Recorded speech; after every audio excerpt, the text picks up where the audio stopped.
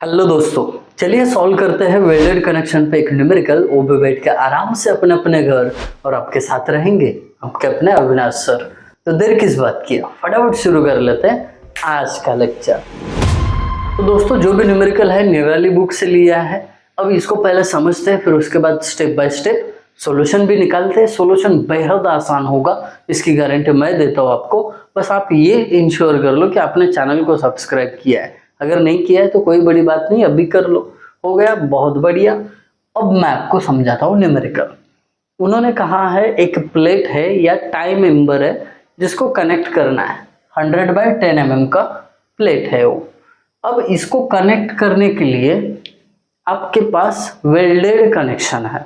मतलब क्या करना पड़ेगा आपको, वेल्डिंग करना पड़ेगा। ठीक है, वेल्डिंग करते समय ऐसे करो कि वो टाई मेंबर एक्सियल लोड यानी P 200 किलोन्यूटन ले सके। अब हमारा काम एक्सियल लोड से नहीं चलता है। यहाँ पे याद रखने वाली बात, आपको फैक्टर्ड लोड चाहिए। तो वो फैक्टर्ड लोड कन्वर्जन कैसे करते हैं, फैक्टर्ड लोड यानी PU, इसको 1.5 से मल्टीप्लाई करते हैं तो ये PU बन जाएगा। तो ये 300 किलोन्यूटन हो जाएगा। कितना आसान है, 300 किलोन्यूटन हो गया। अब उसके बाद उन्होंने प्लेट का स्ट्रेंथ दिया है, ultimate strength 410 MPa। That's it. अब इतना कह के बोलते हैं कि आपको लैप लेंथ फाइंड आउट करनी है और इसको डिजाइन करना है कनेक्शन को। और ये डिजाइन करते समय आपको एक उन्होंने कंडीशन बोल दी है, यहाँ पे डायग्राम में बता देता हूं मैं। ये जो प्लेट है ये आप कनेक्ट कर रहे हो दूसरे किसी प्लेट पे। अब ये कनेक्शन बनाते समय वेल्डिंग चारों पोर्शन यानी चारों साइड पे किया जाएगा, ये उनका मानना है। तो ऐसा मानना है तो फिर लैप लेंथ और डिजाइन बनाओ। ये इस तरीके से हमने न्यूमेरिकल को समझा है। और सॉल्व कर लेते हैं, बहुत इजी होगा। पहला मैं स्टेप नंबर 1 से चलता हूं। स्टेप नंबर 1, यहाँ पे आपको साइज ऑफ वेल्ड निकालना होता है। Size of weld. अब यहाँ पे कहीं पे दिया नहीं है कि साइज ऑफ वेल्ड कितना होना चाहिए, बट अगर आपको दिया नहीं है तो एस को आप ऐसे निकाल सकते हो, थिकनेस ऑफ थिनर प्लेट -1.5। मतलब मानो कि दो प्लेट है, उसमें से एक थोड़ी जाड़ी है, दूसरी उससे पतली है। तो पतली प्लेट का थिकनेस उसमें से 1.5 माइनस करो, साइज ऑफ वेल्ड मिल जाएगा। बट जनरली अगर आप यहाँ पे देखोगे तो 10 mm साइज है, इसमें से 1.5 माइनस किया तो 8.5 mm इतना साइज ऑफ वेल्ड हो जाता है। बट जनरली हम क्या करते हैं, अगर कभी नहीं दिया है ना साइज ऑफ वेल्ड, अज्यूम कर लेते हैं 6 mm, क्योंकि ये 5 से लेके 8.5 mm तक चलेगा। 7 भी कंसिडर कर सकते हो। साइज ऑफ वेल्ड होगा। अब दूसरा step, throat thickness. Step number 2, बड़े आसानी से हम इसको सॉल्व कर रहे हैं। थ्रोट थिकनेस, शायद आपको प्रैक्टिस हो गया होगा तो आपको इजी लग रहा होगा ये। Throat thickness TT is equal to कैसे निकालते हैं, K इंटू एस। अगर K नहीं दिया तो 0.7 लेना है, ये आपको पता है, इंटू S 6 यानी throat thickness 4.2 mm। That's it. अगला स्टेप, स्टेप नंबर 3। अब स्टेप नंबर 3 क्या है, डिजाइन स्ट्रेस ऑफ वेल्ड। बहुत इजी फॉर्मूला है इसके लिए, बहुत इजी है, आपको बस मानना है वो इजी है।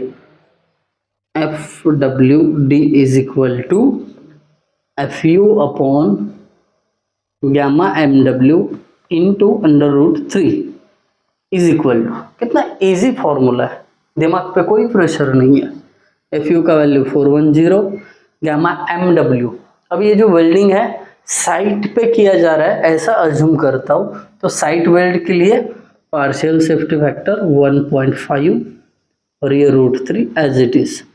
अब क्यों कैलकुलेट करूँ, मुझे तो याद हो गया ये आंसर 157.80 न्यूटन पर mm²। आप कैलकुलेशन करके देखना, यही आएगा। Done, very good. अभी स्टेप नंबर 4 पे चलते हैं। स्टेप 4 बेहद आसान है, इससे भी आसान है। क्या है? Design strength of weld. अब डिजाइन स्ट्रेंथ मतलब कितना लोड ले सकता है, ये हमें बताना है, बता देंगे, उसमें कौन सी बड़ी बात है। PQ और PDW याद रखिए, इसको इतना हल्के में मत लीजिए। आप एक सिविल इंजीनियर हो और वेल्डेड कनेक्शन डिजाइन कर रहे हो, आप वेल्डर को बता रहे हो कितने साइज का वेल्ड होना चाहिए, है ना। खुद को हल्के में मत लेना, वो गलती मत करना। PQ और PDW फॉर्मूला क्या है इसके लिए?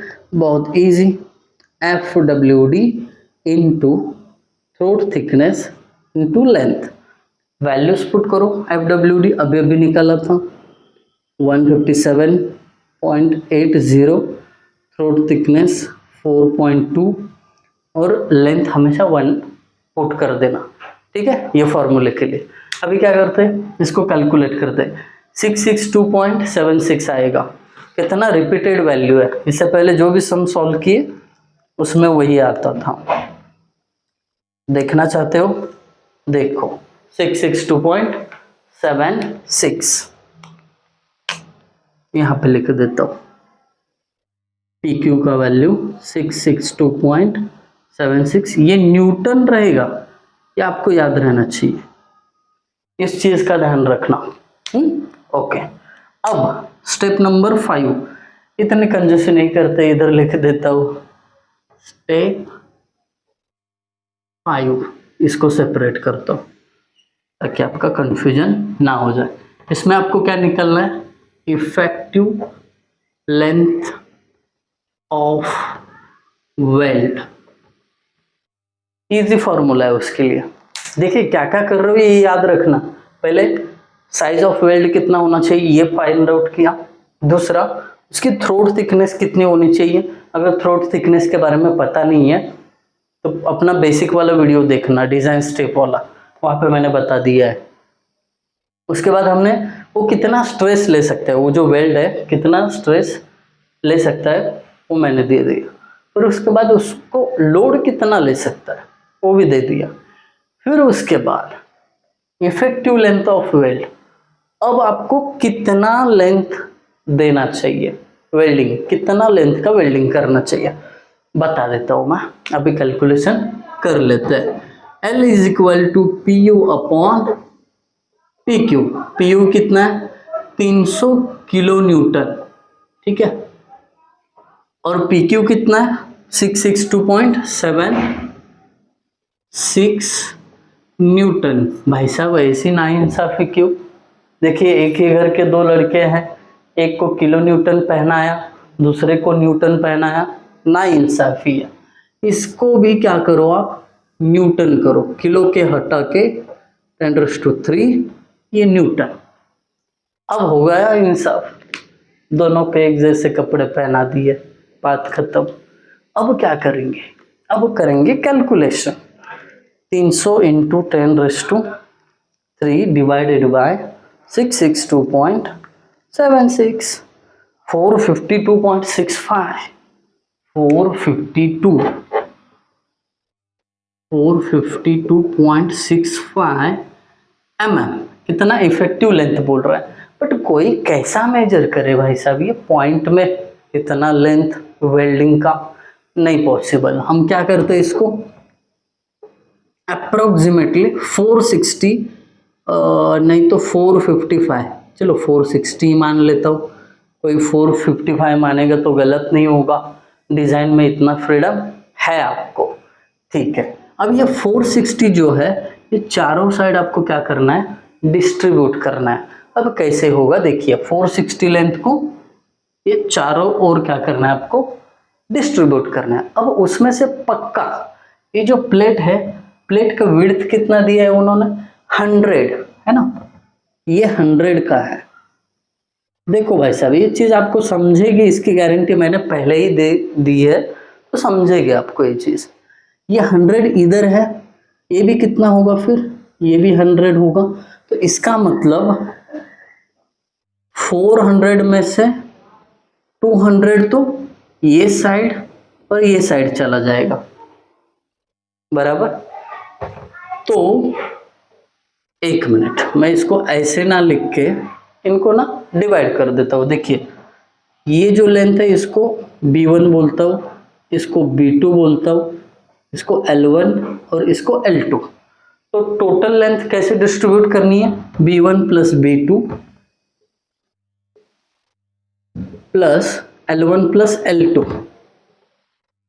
ऐसे। तो L is equal to B1 100, B2 भी 100 प्लस ये L1 और L2 पता नहीं है, ये क्या करना है हमें फाइंड आउट करना है। L1 प्लस L2 मतलब ये साइड कितना रहेगा, ये साइड कितना रहेगा, इक्वल ही रहेगा। अपना टोटल लेंथ कितना है, 460 है, 460 है। ये 460 में से ये 200 इधर आके माइनस हो जाएंगे, therefore 460 minus 200 is equal to बचा क्या, L1 प्लस L2। देयरफॉर ये कितना होगा, 260 is equal to L1 plus L2। मतलब ये और ए मिला के आप 260 लेंथ दे सकते हो। तो यहाँ पे देयरफॉर L1 और L2 की लेंथ सेम होनी चाहिए। कितनी होनी चाहिए, सेम होनी चाहिए। इसके लिए हम क्या करेंगे, ये दोनों को आधा आधा डिवाइड करेंगे, इधर आधा इधर आधा। तो L1 is equal to L2 कितना हो जाएगा, 130 mm। इसका मतलब ये जो प्लेट है आपको 130 mm ओवरलैप करने पड़ेगी, और यहीं पे आपको मिलता है लैप लेंथ 130 mm। इसको आप नोटेशन L1 B1 B2, कोई X1 X2 X3 X4 भी बोलता है, आपके ऊपर है। बंधे मत रहो कि मुझे यही नोटेशन से यूज करना है, कोई दिक्कत नहीं होती अगर आपने अलग नोटेशन यूज की है तो भी। यहाँ की बात कर रहा हूँ। आई होप आप सभी को न्यूमेरिकल समझ में आया होगा। अगर समझ में आया है तो लाइक करो, कमेंट के थ्रू बता देना कैसा लगा video. Thank you guys for watching video, thank you so much.